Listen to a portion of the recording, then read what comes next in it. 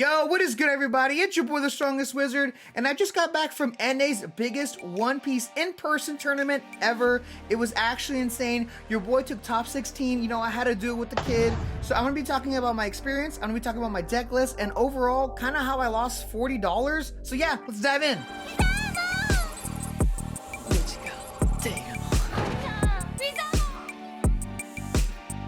So to kick off the weekend, I actually hosted and partnered up with DXN to throw a case tournament. 2 days before, so on the Thursday, we threw a case tournament. It was really awesome, and even cooler is that Eggman actually reached out to me, and he actually asked if he could stream the entire case tournament, and it was a really good time. I was giving away a ton of playmats, and yeah, we had 52 people, and you can see here that this is the top 3.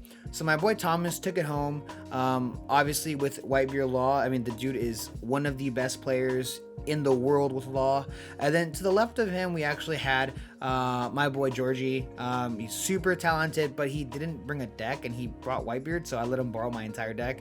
And then the homie on the right, he was actually rocking Zoro. So nothing too new in the meta, but I had a really good time. It was really cool co-casting with Eggman, and yeah, that's pretty much it. I just wanted to mention, shout out to DXN. It was a really awesome time. So next thing I want to talk about is my overall experience and how and what I did leading up to the event. So first things first, every single time I attend any event that I go to, I always do giveaways. I just think it's a really good time. I want to give back to the community as much as possible. Everyone is so cool, and I just want to, you know, do as much as I can for the community, right? So I was giving away, actually, I was giving away Joy Boy playmats that I designed myself, which you can find if you're interested in buying one on my website, link down below. And pretty much all you had to do is come up to me and say the code phrase, Katakuri ain't making top 8. It's a fun thing. You know, I had a ton of people come up to me telling me, hey, Katakuri ain't making top 8, which we'll get into why I kind of use that phrase. But yeah, these are some of the people that won, and I'm super happy that they did, because everyone was really awesome. And yeah, that's some of the guys that actually got the playmats. I gave away 3 playmats day 1, and I actually brought 3 of them with me on day 2. But only one person asked me. I think a lot of people thought that I just ran out of them. I told everyone that I was giving away more mats on day 2. People just, I guess, forgot. So, hey, next time, right? And talking about this amazing bet. So I took it to Twitter. I messaged Jackson, and I said, hey, Jackson. Okay, if you don't know who Jackson is a top level player, extremely good. He's like insane at the card game, one of the best in the world, if not the best. And I actually made a bet with him. I said $40 says that Katakuri doesn't get top 8 in this entire regional. And the reason why I said that is because I think that right now the best deck in the format is actually Law. I know Law got hit, but the Whitebeard package is actually super good. And even though my boy Jerry did lose in the finals against him, against a Katakuri deck, I do still think that I honestly had no faith. I had no faith. Not that I'm hating on Katakuri players. Don't get it twisted. I had a lot of people come up to me and say, hey, Wizard, you're really awesome, but why do you hate Katakuri so much? I love Katakuri. I'm like, nah, it's not like that. It's not like that. I just have low faith in the deck. You know, I don't hate you or your deck. I just have low faith in it. But anyways, Jackson was down with it, and I lost. I lost the bet because if you don't know, Katakuri actually won the biggest in-person regional, and congrats to my man. He's actually here in SoCal, which I absolutely love. I want to see everyone in SoCal do really well. I want to see everyone do really well, right? But it's just kind of cool to see people in your backyard doing really well. So shout out to him. And yeah, I mean, overall, I think the experience was pretty amazing. Unfortunately, I do think it was a missed opportunity for the event not to have a top cut. I think I had a great time regardless. But you know, I mean, I'm also biased because I did get top 16. And which I'll go through my matchups and, like, you know, everything a bit, and just in a bit. But yeah, talking about, if you look on my Twitter here, Jackson actually hit me up, congratulating me going 8-2 in the entire tournament, and was like, yo, so shoot that Venmo. So I told him that, hey, you know what? I got you with the Venmo. Don't worry. I'm a wizard of my word. But in actuality, we kind of settled it. Next time he comes out to LA, which should be in December, I told him I'd buy him a tomahawk steak. You know what I'm saying? Gotta treat the man right? And if you can see here, I did go X2, like I was mentioning before. I do think it's a bit of a curse. I feel like I've lately been getting X2 a lot. I just consistently hit X2 in all my regionals. I just don't know why. It just happens, and you know, whatever. After the tournament, though, I did get a video of Jerry, which got 5th. He was in the finals. He was the Whitebeard Law player. Absolutely insane player, dude. This guy he lives in SoCal, he lives in LA, and he's probably one of the most humble and nice people I've ever met in my life. He's part of the insane Grand Line Discord. I mean, dude, this dude is like cracked out. Like, the theory craft and the deck building is just out of this world. Super genuine, really nice. Can't stop saying enough good things about the man. But I did a deck list profile on him, actually inside the venue, and the audio came out really trash. So I just did a photo, and this is actually his deck list right here. And it's pretty much with the Whitebeard package. It's pretty kind of like what you think. There's not too many surprises if you know the deck, if you know what to expect. But the Thatches are actually insane. The ability to consistently find Vista for the first time in a Law build is something that we've never seen before. Every time any Law player or deck build we've ever seen before, you always see 1 to 3 Vistas, maybe probably like 2. If you're running 4, you're just hoping to God you see the Vista against the Zoro matchup. But being able to consistently see Vista with Izo is really nice because of Otama. If you find 1 Otama, you can constantly just like shambles and just popping 5Ks. It's actually kind of cracked. It's really good. I've been saying this for a while now. I think White Law is extremely good. So yeah, very good. And my boy Jerry proving us all that it's actually extremely viable. So let's go into the deck list and the matchups. Alright, so it's time for the deck list profile as well as my matchups, but I just want to quickly say, obviously I use Kid, and guys, this leader is absolutely busted. It's extremely versatile, being able to attack twice in one turn for the most, which is 12k in a single turn, is so broken and good, and this deck is a very aggressive, go wide deck. I think it's fairly easy to play, but I feel like toward the top end, it's a little bit harder to make certain decisions, and like your decision making needs to be really on key. When to go wide to still continue to build a board, or when you start swinging for life. And anyways, let's just dive right into it, right? Let's just get into the meat and potatoes. Putting the leader aside. First thing first, I'm going to talk about here are my 1 costs, which is going to be actually Bonnie. I run 4 1-drop Bonnies. They search top 5 for a Supernova. Super good. You want to see this turn 1. It's essentially a pseudo blocker. If they don't see a 1 or 2 cost in their first turn, then you're even gravy. You're even doing way better than before, because now you just gained a life. Next card we have the 1 cost Capone Beige. He's a 1 cost blocker. I've said this in all my past Kid videos. Beige is not there for the actual life in protection. Very rarely am I using him to protect my life. I'm actually using him to protect my characters because I want to continue to apply that pressure. Extremely important. Next, we're going to talk about our 2Ks. I'm running 3 Scratchman and Poos, and something I actually talked about with some of my fellow competitors and like just a good amount of my friends is that you actually were able to kind of cut down on some of these 2Ks because Whitebeard is gone. Now that Whitebeard is not a thing, you can actually have a little bit more leniency in cutting some of those 2K. So I'm only running 3 Apus right now for that build. I do love the ratio, wouldn't change it a thing. Next thing I just added is actually 2 Film Bartos. Bartos, I was really iffy about this card in the beginning. I've never run it in any of my kid lists, but seeing how well it did in on some other people's and what they thought about of this card in general. This card is actually cracked. I'm going to be talking about a little bit about the combos you can use with this card a little bit later when we show the full entire deck list.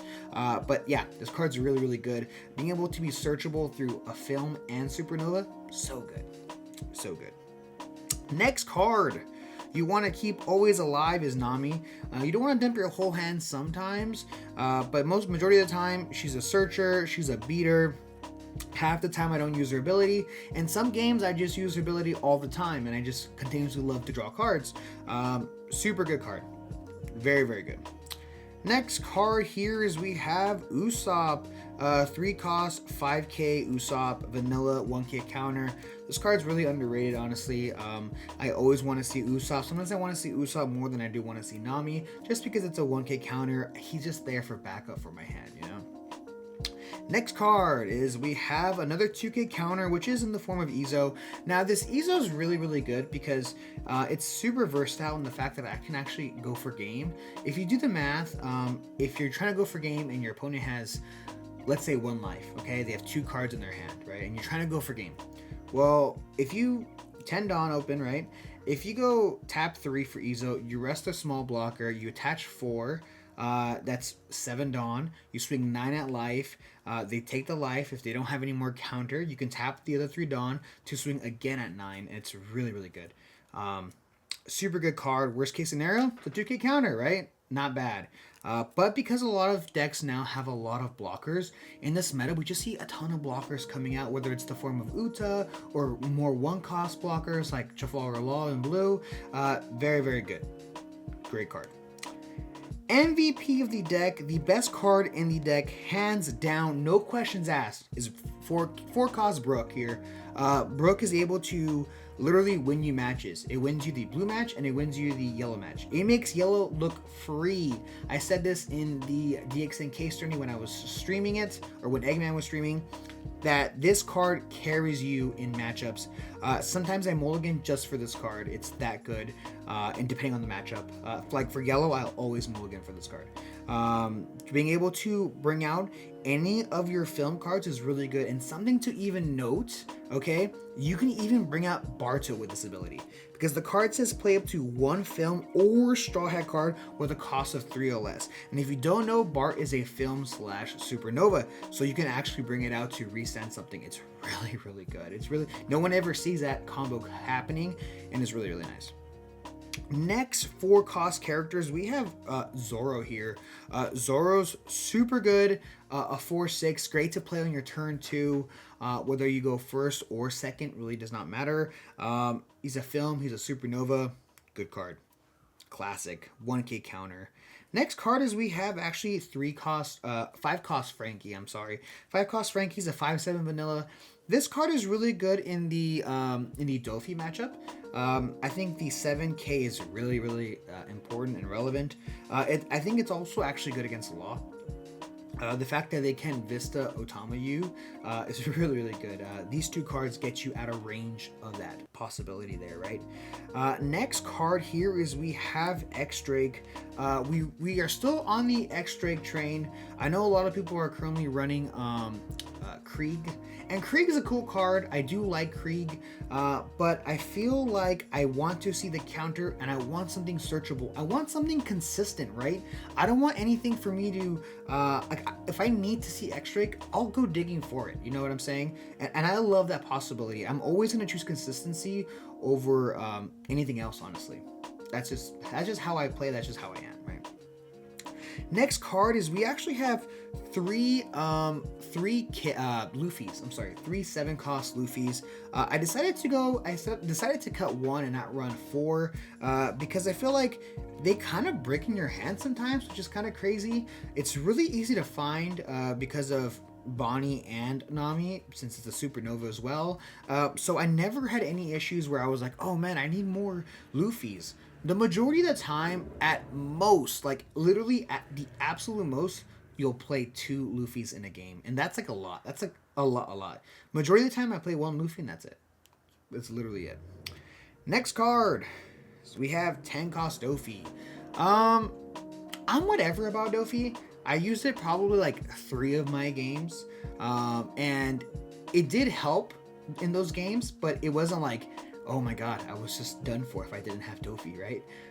But it did help me pretty like a lot in one of the yellow matchups. My opponent played it pretty well and was able to go super wide with Randolphs, and I was able to stun 2 Randolphs on lead for 2 turns back to back, which is kind of nice. It was able to like, it made the like that matchup look really bad. So it's nice, it's cool. Worst case scenario, use the leader ability to chuck it, right? So next card here is we have Punk Gibson. We have 3 Punk Gibsons here. I chose not to go with a 4th. Same reason why I chose for Luffy. It's a great card you obviously want to see in life, being able to rest anything. But for the majority of the time, I'm only probably playing 1 or 2 in a game. Sometimes they get kind of clunky. I want to see my film cards. I don't really want to see all my Supernova cards, which is this one, right? Because the thing is that Punk Gibson's really good, but it makes you play defensive. I want to be aggressive. I want to consistently attack my opponent for 5k, for 6k, for 7k, and running more Punk Gibsons kind of like holds you back a little bit. And obviously, that's personal preference, right? That's just how I feel about it. You could do whatever you want, but that's just me, right? Next card, I think honestly the only spice of the card here, of this whole entire deck, is this one card. It's literally one card, and it's actually my friend Georgie, Financialism, actually put me onto this tech. He didn't run it himself in the regional, but I chose to run it, and that's Straw Sword. Straw Sword, if you don't know what this card does, it's part of the starter deck. It's a 2-cost Supernova card that, for 2 costs, main, rest one of your opponent's characters, period. Second ability, which is a trigger, you play 1 Supernova type from your hand. That's a 2 cost for free. Guys, your worst matchups with this deck is Dofi and maybe like Law. You could maybe say Croc. Okay, this rests any blocker. Your 7-cost Luffy just got rested for 2, which is going to help me go for game. Now I can swing 9k into your life, and you're going to have to use, for Dofi, you're going to have to use a 4k counter plus something else. Okay? This card is so good. I wouldn't run anything more than 1, only because it's searchable through Nami. Like, you don't... It's so good. It literally answers a lot of things. I used it a couple times. It wasn't like super crucial, but just the fact that if I needed it, I could find it. Okay. Now I want to kind of go through my matchups. As you can see on the left-hand side are my matchups. Round 1, I played against a Croc. Homie was super cool. I did obviously take it. I do want to mention, it was actually supposed to be 11 rounds, but the pair down won, so we were actually able to cut it down a round, which got me super nervous because obviously looking at the record and from the title, I got top 16 going X2, and I couldn't have done it with my the people that beat me, right? So round 2, I played against Akata. I won that. Like I have mentioned forever, that matchup is free for Kid. I don't know about all of green, but for Kid for sure. Being able to go super wide, it's just like, I was praying I saw Akatas this tournament because I needed a turn around to relax. No, I'm just kidding. But yeah, it's really free. Round 3, I played a Dofi. I did win that one. Nothing really much. I just saw all my pieces. I was able to go and kind of go wide. The thing is with Dofi is that it's your worst matchup, but if they don't see like Guild, they run out of resources really fast, and yeah, so he just didn't have enough draw. I saw my Namis. That was it. Round 4, I played against a Law, which was a really spicy build. It was like a Supernova package with the 4-cost X-Drake. I thought it was really cool. I thought it was really unique. But I do obviously have a ton of experience playing Law, since playing against and with Law, since I am a Law simp. I love Law. It was my first deck. A lot of people know me as a Law player. So I kind of like, I beat that one pretty easily. Round 5 was a Kata player. Super happy about that. And round 6 is when things got really real. Going 5-0, I was feeling pretty good. I told myself in the beginning of the day, I just don't want to play a homie. You know, I don't want no friendly fire. And I played against Jerry. If you didn't watch the first portion of this video, Jerry is probably one of the best players I possibly know. The amount of dedication that this man puts into this game is extremely respectable, and he's honestly super nice. I'm gonna show you my deck list, his deck list right here. It was the Whitebeard Law package, and he killed it, man. Like, it was I do think it was kind of close. I hope it was close. Jerry, was it close? Yeah, but I thought it was pretty close. But at the end, he just saw all of his small blockers, right? He saw all of the small blockers, and I couldn't do anything about it. So, and Jerry actually played in the finals, so he was actually able to kind of carry me a little bit because he did so well, right? Next round, I played against a Kata. It's Kata. Round 8, I played against a Dofi, which I ended up losing to. It was really close. I kind of... He just saw his pieces, and honestly, he was running Noel's list. Noel is a very well-known player in Asia, part of Seafood King, and I'll show you his deck list right here. And yeah, this deck list is actually kind of nuts. I absolutely love it, honestly. It's like literally like Film Kid, but not Kid. He just jams a ton of event cards because of Dofi's ability, obviously, which is something you want to do. But yeah, super good. Dude is the homie. Very nice, respectable. Have nothing else to say about Joshua. Really great guy. Round 9, I played against a Kata, and this is now day 2. Really nice guy. I believe his name was Nathan. Super cool from AZ, I believe. And yeah, he saw my in the very beginning of the round. He saw me switch over the kid. He saw my leader, and he was like, "Oh no, I know where this is going." And yeah, I took that one pretty well. And then round 10, I played the Mirror. Now I hadn't played the Mirror the entire day or the previous day, so I was a bit nervous. And he actually saw double Krieg on me, which is kind of cracked. Obviously, when I have Nami, Brook, Usopp's, Krieg is really good into those matchups. Unfortunately, with Krieg, though, it doesn't have any counter. It's not searchable. But he actually opened double Krieg. Kind of crazy. But I was able to take that, just the pure aggression. I think it was like a turn where I used Bart. I was able to go... I think I was able to go Luffy, Brook, Bart to restand my Nami, which kept it alive, which is just awesome. But yeah, he was a super great player. You know, you really hate to see it the last round, since we were both X2 at that moment. Obviously, it's kind of, you know, you kind of hate to see it, seeing a nice dude, you know, lose. It sucks, but someone's got to win, right? But yeah. Overall, I had a really great experience. I'm actually really happy with all the matchups that I played. I know oftentimes a lot of people dodge their bad matchups, but I think the diversity of my matchups were pretty accurate, especially with the amount of like Katas there were.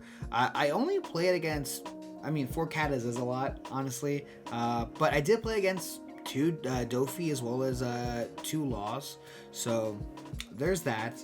And obviously the Dofis that I mentioned, they're green purple. So but I want to give my shout outs real quick. So huge shout out to DXN. They have been with me. They're my sponsor for the longest time. All of the homies out there are just awesome.